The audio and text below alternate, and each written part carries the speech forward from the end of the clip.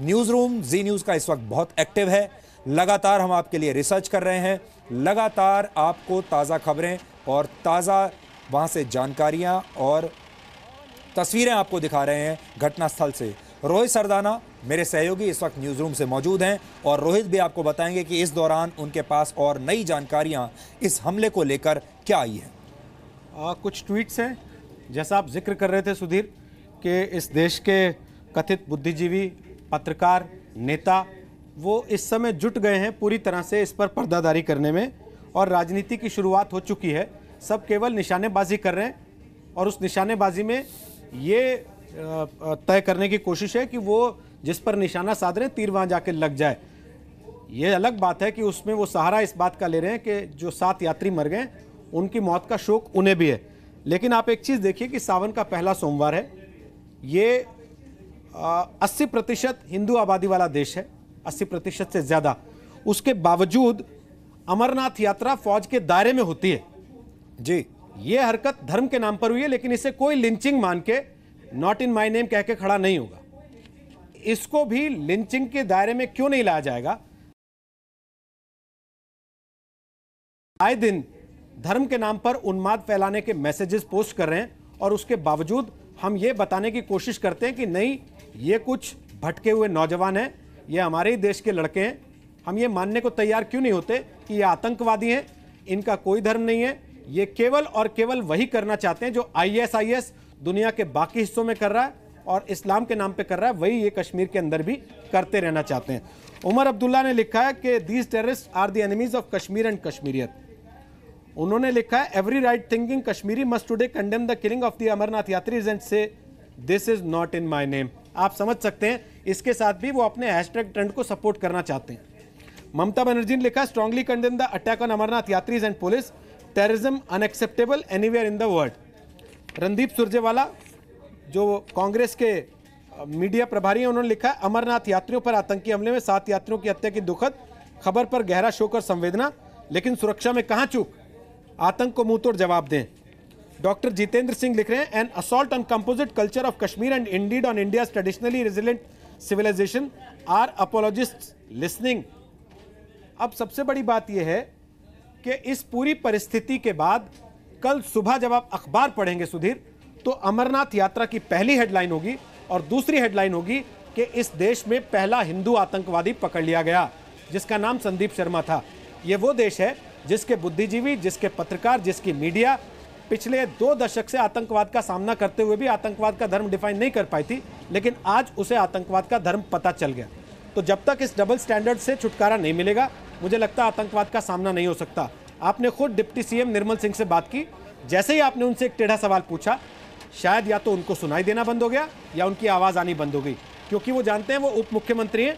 उनकी मुख्यमंत्री महबूबा मुफ्ती बुरहान वानी को शायद आतंकवादी खुले तौर पर कभी नहीं कहेंगी जी। उनकी मुख्यमंत्री जिनकी सरकार में इन्हीं कर्नल गोगोई के खिलाफ FIR दर्ज हुई है, वो अब तक उस FIR को वापस लेने के लिए ना उन्होंने कोई इच्छा शक्ति दिखाई है, ना कभी बात की है।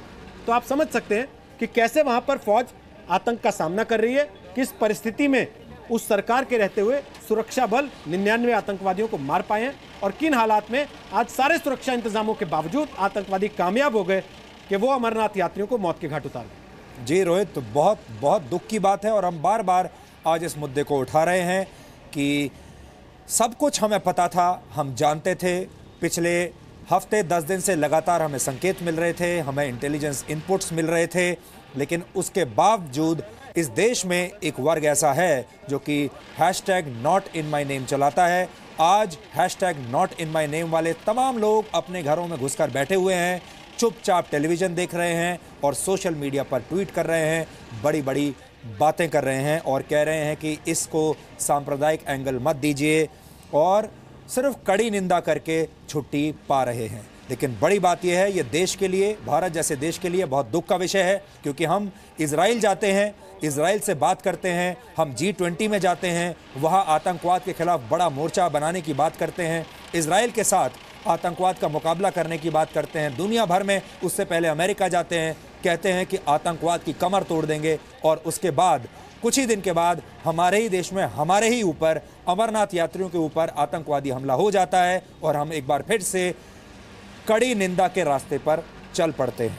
वो भी ऐसे दिन जब पत्थरबाज को 10 लाख रुपए के इनाम की घोषणा होती है और हमारे ही देश के बहुत सारे लोग उस इनाम को, उस कॉम्पनसेशन को का स्वागत करते हैं और कहते हैं कि इस पत्थरबाज के ह्यूमन राइट्स वायलेशन हुआ है, इसलिए ऐसा होना चाहिए। और ये तब होता है जब सैयद सलाउद्दीन जैसा व्यक्ति खुलेआम धमकी देता है, पाकिस्तान ऑक्यूपाइड कश्मीर जाकर, पाकिस्तान के टेलीविज़न स्टूडियो में बैठकर, और कहता है कि बुरहान वानी की बरसी पर वो ज़रूर कुछ बड़ा करेंगे। और वो ये भी कहता है कि दुनिया के किसी भी कोने में वो हथियार पहुंचा सकता है। और फिर जो कुछ कहता है वो अगले हफ्ते हम होते हुए भी देख लेते हैं।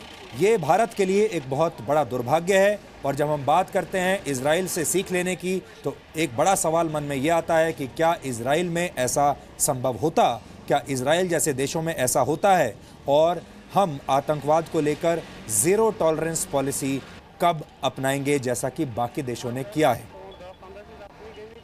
तस्वीरें हम आपको लगातार दिखा रहे हैं, ताज़ा तस्वीरें आई हैं। हालांकि तस्वीरों में आपको क्या नज़र आएगा, तस्वीरों देखकर भी ये देश क्या करेगा? क्या जानना चाहते हैं आप ये तस्वीरें देखकर? इन तस्वीरों में आप क्या देखना चाहते हैं? ये तस्वीर देखकर आपके मन में क्या भाव आएंगे, ये हम लोग भी यहाँ आपको बता नहीं सकते।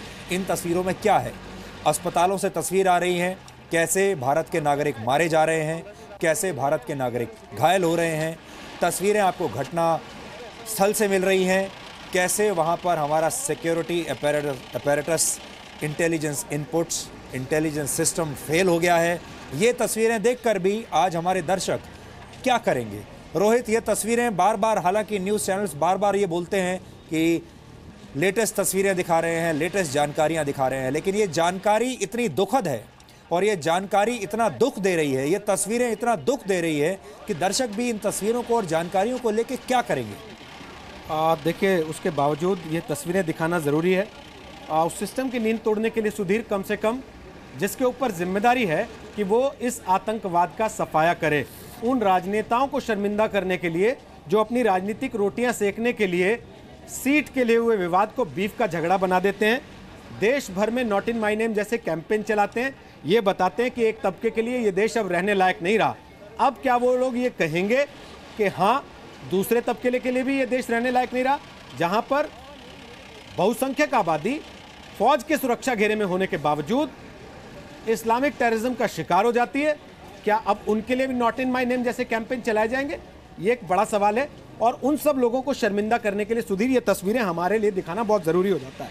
इस बीच कांग्रेस के अध्यक्ष सोनिया गांधी का बयान आ गया है। उन्होंने 6 अमरनाथ यात्रियों की आतंकवादियों द्वारा हमले में हत्या पर गहरा दुख व शोक व्यक्त किया है। हालांकि मैं आपको बता दूं, इसमें उग्रवादियों शब्द का इस्तेमाल किया गया है।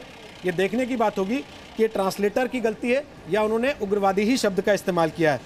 भगवान शिव के भक्तों पर यह हमला पूरी मानवता के खिलाफ अपराध है, उन्होंने कहा है, और पूरा देश स्तब्ध है। उन्होंने कहा कि भारत सरकार को पूरे मामले का फौरन संज्ञान लेना चाहिए, सभी घायल यात्रियों का उपचार और सभी अमरनाथ यात्रियों की सुरक्षा सुनिश्चित करनी चाहिए, आतंकवादियों के खिलाफ निर्णायक कार्रवाई हो और सुरक्षा में चूक की जाँच हो। अब आप ये देखिए सुधीर कि जब निर्णायक कार्रवाई जैसी स्थिति आती है, जब पैलेट गन तक का इस्तेमाल होता है पत्थरबाजों को रोकने के लिए, तो विपक्षी दल खड़े हो जाते हैं कि मानवाधिकार का हनन हो रहा है। कैसे छोटे छोटे बच्चों को आप पैलेट गन का निशाना बना सकते हैं? कैसे आप लोगों ने कश्मीर के युवाओं के ऊपर पैलेट गन चला दिया है? इस देश की संसद में इस बात पर चर्चा हो जाती है कि पैलेट गन का इस्तेमाल होना चाहिए या नहीं होना चाहिए आतंकवादियों के खिलाफ। सुप्रीम कोर्ट तक PIL चली जाती है कि आतंकवादियों के खिलाफ पैलेट गन चलाने की छूट कैसे दे सकती है सरकार, और फिर हम आतंकवादी घटनाओं की कड़ी निंदा करके चुपचाप बैठ जाते हैं। इस परिस्थिति में ये एक बार फिर समय आया है, एक बार फिर मौका आया है, जब राजनीतिक इच्छा शक्ति दिखाते हुए देश की सरकार को इस मामले में कोई बड़ा कदम उठाना चाहिए, राजनीतिक तौर पर भी और सैनिक कार्रवाई के तौर पर। जी रोहित, आप बिल्कुल ये बात सही कह रहे हैं। और अभी तो हमारे बहुत सारे लोग इस दुविधा में पड़े होंगे कि इनको उग्रवादी कहना है, इनको आतंकवादी कहना है, इनको मिलिटेंट्स कहना है, इनको क्या कहकर संबोधित किया जाए। बहुत सारे नेता अभी इस चिंता में पड़े होंगे कि इनकी किस हद तक आलोचना की जाए, किस हद तक कड़ी निंदा की जाए। फिर वोट बैंक की चिंता सताने लगेगी हमारे देश में लोगों को, और उसके बाद फिर एक कैलकुलेटेड एक पॉलिटिकल स्टेटमेंट अलग अलग लोगों की तरफ से जारी कर दिया जाएगा, जिसकी अभी आप बात कर रहे थे। और 8:20 पर यह हमला हुआ है। बुरहान वानी की बरसी के ठीक कुछ समय के बाद यह हमला होता है। उसी दिन हमला होता है जिस दिन पत्थरबाज को इनाम देने की बात होती है। और अब हमें इस बात का भी इंतज़ार रहेगा कि जो लोग हैशटैग दे रहे थे नॉट इन माई नेम, जो लोग कह रहे थे कि यहाँ पर भीड़ तंत्र का कब्जा हो गया है, जो लोग ये कह रहे थे कि ये देश असहनशील होता जा रहा है, आज उन लोगों से सवाल ये होगा कि ये जो लोग मारे गए हैं, जो लोग घायल हुए हैं, इनका जिंदा रहने का अधिकार नहीं है? क्या इनके ह्यूमन राइट्स नहीं हैं? क्या इन्हें जिंदा रहने का कोई हक नहीं है? और इनके साथ जो कुछ हुआ है उसकी जिम्मेदारी कौन लेगा? कुछ रिएक्शंस हमारे पास हैं। कुछ लोग हमारे देश में क्या कहते हैं। बुरहान वानी को भी आज हमारे देश में ऐसे लोग हैं जो बुरहान वानी जैसे लोगों को भी आतंकवादी मानने के लिए तैयार नहीं हैं। आपको दिखाना चाहते हैं ऐसे लोगों की शक्लें आप देखिए, ऐसे लोगों के शब्द आप सुनिए, और फिर आपको किस चीज़ की शिकायत हो सकती है जब इसी देश में ऐसे लोग रह रहे हैं और वो खुलेआम ये बातें कर रहे हैं। ये देखिए आप। देखिए, मेरे बस में होता मैं कहता कि बुरहान वानी को जिंदा रहना चाहिए, ताकि मैं डायलॉग करता उनके साथ और मैं समझाता उनको कि कश्मीर हिंदुस्तान और पाकिस्तान की दोस्ती का एक बड़ा अच्छा मजबूत पुल बन सकता है और वो भी उसमें काम आते। लेकिन अब वो मर गए हैं। जो लोग शहीद मानते हैं वो माने, जो लोग मानते हैं कि वो कत्ल हो गए वो हो गया है हादसा। मगर मैं आपको कहता हूं, हमको पलट के पाकिस्तान और हिंदुस्तान के दरमियान दोस्ती बढ़ाने के रास्ते में आना चाहिए और कश्मीरियों का दर्द समझना चाहिए। चाहे बुरहान वानी को लोग क्या क्या पुकारते रहेंगे, हड़तालें कितनी होंगी, उसमें मुझे दिलचस्पी नहीं है। मुझे इसमें दिलचस्पी है कि कश्मीर के लिए लोग महाराष्ट्र से लेकर कश्मीर तक दर्दमंदी का दिल खोल दें। देखिए, मेरे बस में हो तो सैफुद्दीन सोज कोई छोटे मोटे आदमी नहीं है। इस देश के पुराने मंत्री रह चुके हैं, इस देश में सरकार में मंत्री रह चुके हैं, कांग्रेस पार्टी के नेता हैं। और ये आपने देखा बुरहान वानी को कितने सम्मानित शब्दों का इस्तेमाल कर रहे हैं बुरहान वानी के लिए। ये कहते हैं कि ये चाहते इनका वश चलता तो बुरहान वानी को ये जिंदा रखते। ये कहते हैं कि बुरहान वानी जैसे लोगों से बातचीत करनी चाहिए। इस घटना के 3 दिन पहले का ये बयान हम आपको दिखा रहे हैं। ये कह रहे हैं बुरहान वानी जैसे लोगों से बातचीत करनी चाहिए थी। ये चाहते थे कि बुरहान वानी जैसे लोग जिंदा रहें, और आतंकवादी तो ये बुरहान वानी को बिल्कुल नहीं मानते, और ये मानते हैं कि बुरहान वानी का कत्ल हुआ था और इसलिए वो जो घटना थी उसका इनको बहुत दुख है। और ऐसे ही हमारे देश में बहुत सारे लोग हैं। आज उन लोगों को ये देखना होगा कि जो लोग मारे गए हैं इनके ह्यूमन राइट्स का क्या होगा। आज जो लोग मारे गए हैं, अब क्या असहनशीलता की बात नहीं कही जाएगी? अब जो लोग मारे गए हैं, अब ये मुद्दा नहीं आएगा कि आतंकवाद का कोई धर्म नहीं होता या फिर आतंकवाद का कोई धर्म होता है। ये कह देना बहुत आसान है कि एक हमला हुआ है, उस हमले में इतने लोग मारे गए हैं, इतने लोग घायल हो गए हैं, आतंकवादी आए थे, आतंकवादियों के बारे में कुछ पता नहीं चला, जांच बैठा दी गई है और घायलों को अस्पताल में भर्ती करा दिया गया है। थोड़ी देर के बाद हो सकता है सरकार से, राज्य सरकार से कोई आ जाए और वो ये भी कह देगा कि मरने वालों को इतना कॉम्पनसेशन दिया जाएगा और घायलों को इतना कॉम्पनसेशन दिया जाएगा, और हमने जांच कमेटी बैठा दी है। हर आतंकवादी घटना का यही हश्र होता है। हमारे साथ खालिद मोहम्मद हमारे संवाददाता एक बार फिर से जुड़ गए हैं और हम उम्मीद करते हैं कि खालिद के पास और नई जानकारी होगी आपको बताने के लिए। खालिद जी देखिए, अभी जो है मरने वालों की संख्या रिपोर्टेड 7 बताई जा रही है। हालांकि आधिकारिक पुष्टि अभी 6 की ही हुई है, लेकिन 15 लोग इसमें घायल बताए जा रहे हैं, जिनमें 3 की हालत गंभीर है, जिन्हें श्रीनगर के स्पेशलिस्ट हॉस्पिटल में शिफ्ट किया गया है। इसके अलावा जो बाकी 12 घायल है उन्हें वहाँ के जो आर्मी का हॉस्पिटल है वहाँ लिया गया है, डिस्ट्रिक्ट हॉस्पिटल शिफ्ट किया गया है, जहाँ उनका इलाज हो रहा है। लेकिन कहीं न कहीं इस हमले की जरूर निंदा हर तरफ से हो रही है, लेकिन सोचने वाली बात है कि आखिर इतनी सुरक्षा के बीच ये हमला हुआ कैसे, ये एक प्रश्न चिन्ह जरूर उठ रहा है।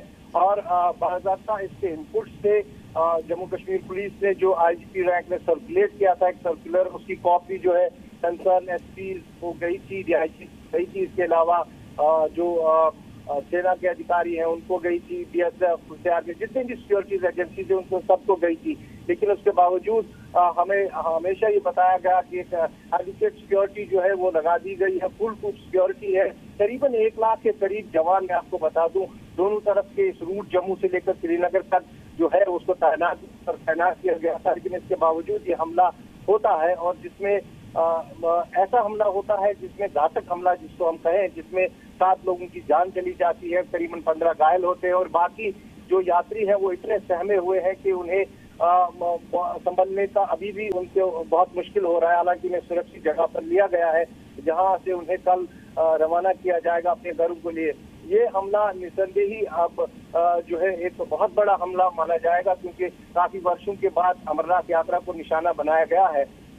इसके अलावा 3 पुलिसकर्मी इसमें घायल हैं, क्योंकि एक नाका था वहां पर, जब जो बताया जा रहा है कि मिलिटेंट्स एक मोटरसाइकिल पर सवार थे और जैसे उनने इस बस पर फायरिंग करी, जो 72 सीटर बस बताई जा रही है VTF कुछ, और इसमें के करीब यात्री सवार थे और इस पर जब हमला हुआ और उसके बाद जब मिलिटेंट फरार हुए वहां से, उन्होंने आगे जो SSG का नाका था उस पर भी हमला किया और उसके बाद आगे बढ़कर 1.5 किलोमीटर के फासले पर हसनपुर इलाके में जहां CRPF कैंप है वहां पर भी कुछ गन शॉट्स ने फायर किए। यानी ये कॉन्फिडेंस देख रहा है कि डिस्पाइट आरोपी जो लगी रहती है उसके बावजूद पूरे हाईवे पे वो 2-3 जगह फायर करके चलते हैं और कहीं ना कहीं जो है एक प्रश्न चिन्ह जरूर है सुरक्षा व्यवस्था पर, क्योंकि इस दौरान पूरे इस एरिया को सैनिटाइज किया गया था। निसंदेह ये गाड़ी जो थी इस कॉन्वॉय में नहीं थी, जो अमरनाथ कॉन्वॉय होती है जिसको पूरा सिक्योर किया जाता है, जिसके साथ सिक्योरिटी पर्सनल की गाड़ियां रहती है, उस कॉन्वॉय में ये गाड़ी नहीं थी। लेकिन इसके बावजूद इस सड़क पे जो है सैनिटाइजेशन की जाती है, इसको आरोपी द्वारा चेक किया जाता है, क्योंकि ये सड़क अगर हम पिछला इतिहास देखें इस सड़क का तो लगातार इस सड़क पर कई बड़े मिलिटेंट हमले देखने को मिले हैं, चाहे वो EDI का हमला हो या फिर मीर बाजार का हमला हो, जहां पर सिक्योरिटी फोर्सेस को निशाना बनाया गया था। इसलिए इस रास्ते पर हमेशा से सुरक्षा के कड़े प्रबंध किए जाते हैं। लेकिन इस कड़ी सुरक्षा के बीच इतना बड़ा हमला होना, जिसमें 7 लोगों की मौत की खबर आ रही है, हालांकि 6 की पुष्टि अभी हुई है, 15 के करीब घायल है और बाकी जितने भी यात्री हैं वो सहमे हुए हैं। खालिद, क्या ये बात सही है कि जो 7 लोगों के मारे जाने की खबर है उस 7 में से 5 महिलाएं हैं? क्या आपके पास इसकी कोई पुष्टि आई है? देखिए, संदेश में है, लेकिन एग्जैक्ट नंबर जो है वो बताना इस वक्त मुश्किल है, लेकिन ज्यादा यही बताई जा रही है, क्योंकि वो जब गोलियां चली है वो जो भी व्यक्ति जो खिड़की की तरफ बैठा था वो पहला निशाना बना है इस गोली का और अंधाधुंध गोलियां चली है। मैं आपको बता दूं करीबन 12 मिनट तक ये गोलियां जो है वो वहाँ पे चली है कंटिन्यूस। जो मोटरसाइकिल सवार थे, जो बताया जा रहा है हमें मिलिटेंट, उन्होंने अंधाधुंध फायरिंग करी है AK-47 से और उसके बाद वो फरार हुए हैं उससे, और इस बीच संभलने का मौका भी नहीं मिला किसी को वहां पर, और ये बहुत बड़ा जो हमला है वो अंजाम दिया है मिलिटेंट्स ने वहां पर। निसंदेही इससे अभी सभी राजनेता निंदा कर रहे हैं, लेकिन जरूरत है कि ऐसा कुछ स्पष्ट कदम उठे जिससे कि आगे ऐसे हमले ना हो। हालांकि इनपुट्स होने के बावजूद अगर ये हमला होता है तो अभी निंदा करने का क्या लाभ है? इससे पहले ही अगर व्यवस्था की गई होती, अगर ये कॉन्वॉय के बगैर गाड़ी आती है तो ये भी एक प्रश्न चिन्ह है कि आखिर इस गाड़ी को अनुमति कैसे दी गई, कैसे इसको ट्रैवल करने की अनुमति दी गई। जब नियम बनाया गया है उस नियम को स्ट्रिक्टली इम्प्लीमेंट करना जो है वो सुरक्षा व्यवस्था या सुरक्षा अधिकारियों का ही काम है। स्टेट एडमिनिस्ट्रेशन या अमरनाथ श्राइन बोर्ड या सिक्योरिटी एजेंसी, अगर कोई लॉ बनाया गया है अमरनाथ पिलग्रिम्स के लिए तो उसको इम्प्लीमेंट करना भी उन्हीं का काम है। तो अगर ये गाड़ी इस कारवां से बाहर चल रही थी तो इसे कैसे चलने दिया गया, ये भी एक प्रश्न चिन्ह है। आखिर इसको रोका क्यों नहीं गया, सुरक्षित स्थान पे रखा क्यों नहीं गया? जब सुबह आरोपी के साथ गाड़ियां चलती है उस वक्त क्यों नहीं भेजा गया? तो कहीं ना कहीं सुरक्षा व्यवस्था जहां प्रश्न चिन्ह उन पर खड़ा होता है, वहीं जो व्यवस्था है, जो अमरनाथ श्राइन बोर्ड है या फिर अन्य अधिकारी हैं जो यात्रा से जुड़े हैं, उन पर भी सवालिया निशान खड़े होते हैं कि आखिर ऐसे गाड़ियों को कैसे ट्रैवल दिया जाता है जबकि उनके पास कंक्रीट इनपुट्स है कि हमला हो सकता है। तो कहीं ना कहीं ये एक फेलियर है जिसे हम देख रहे हैं इस वक्त। जी।